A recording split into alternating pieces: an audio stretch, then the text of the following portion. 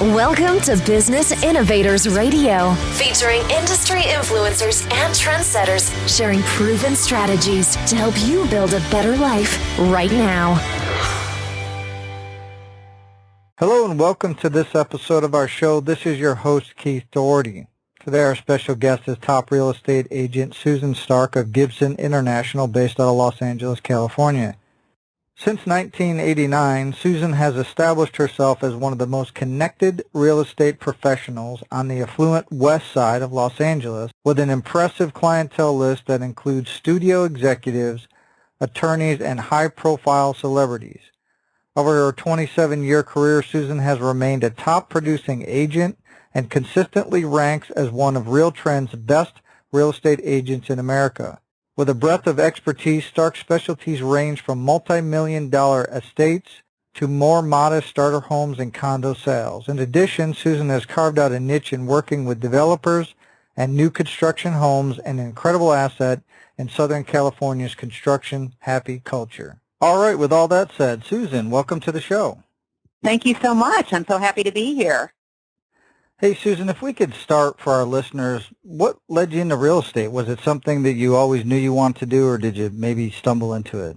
Well, I stumbled into it. I mean, a successful career in real estate was certainly not my original game plan.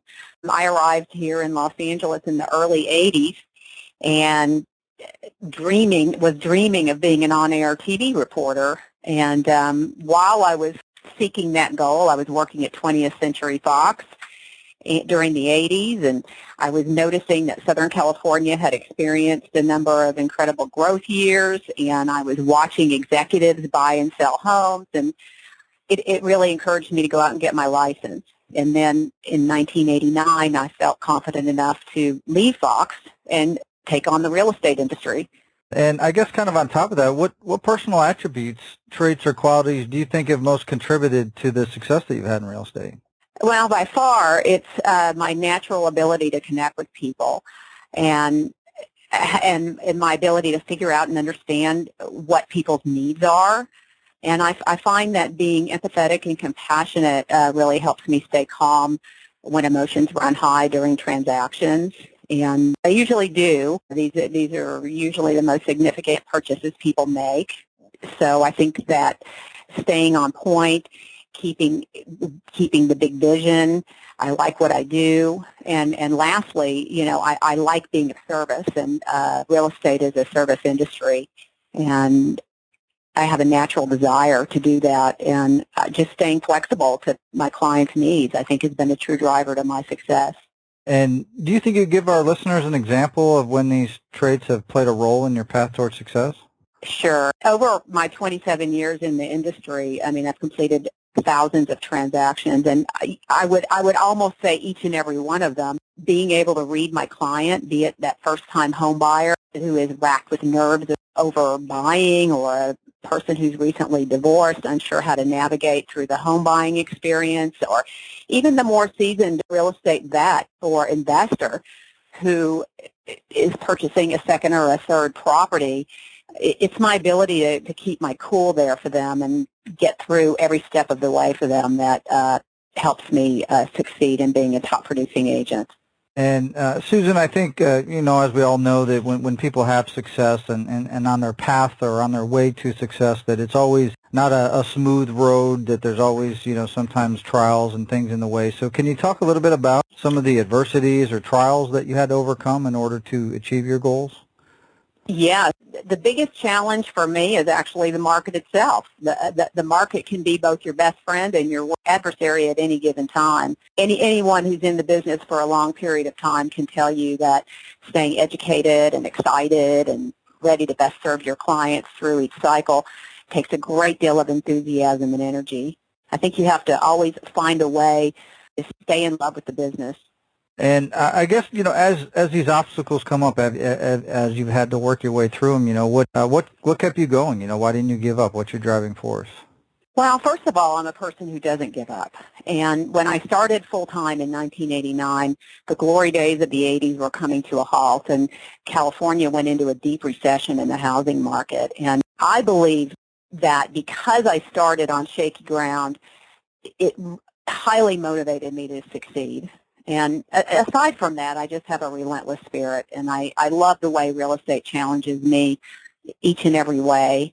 And again, I always keep my eye on the big picture. And, there were times in my career where I had to, sit down and revamp my business, and I did that after selling real estate for about 10 years. I sat down and I imagined the type of client and homes I wanted to sell, and outlined the type of client and home I wanted to sell. And from there, I revamped the business, and I started attracting those people who I wanted to work with, and those people who would stay with me through the long term.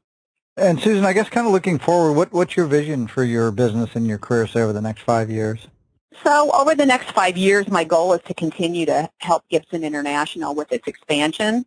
I've been with the brokerage firm as an original shareholder since its inception in 2008, and I've helped grow the company from one office, and back then we had only 30 agents, and I think our first year we sold $142 million, and today we've got over 150 agents and 4 offices located in Brentwood, Pacific Palisades, Marina del Rey, and Santa Monica, and we're close to $4 billion in sales.